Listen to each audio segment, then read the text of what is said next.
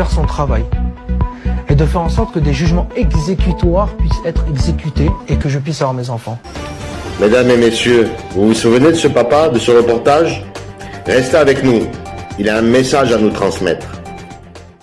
Mesdames, messieurs, bonjour. Je suis Nizar, le papa grassois qui avait fait un reportage sur BFM TV Nice-Côte d'Azur pour dénoncer le fait que je ne voyais plus mes enfants depuis plusieurs années. Avant toute chose, je précise au début de cette vidéo que je donne le droit complet et total au papa de Luc et Georges de diffuser ce que je m'apprête à vous dire, ainsi que les noms des mises en cause dans l'affaire pénale que je vais vous énoncer.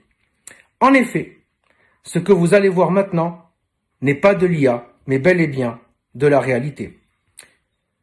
En 2018, un dépôt de plainte a été déposé par mes enfants pour violence sur mineurs par ascendant, autrement dit leur mère, et également leur beau-père.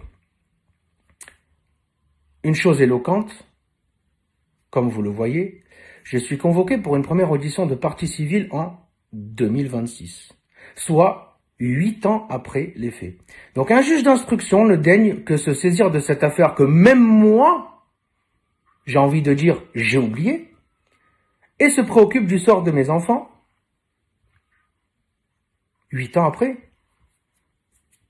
C'est étonnant. Donc, dans l'état de droit, les violences faites aux enfants ne sont donc pas une priorité. Voilà. Autre chose, il n'y avait pas que ces faits et que ces plaintes qui avaient été déposées. Il y avait aussi des plaintes pour attouchement sexuel sur ma fille.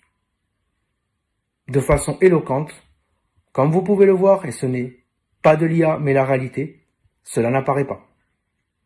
Voilà. Et si c'était vos enfants, que feriez-vous?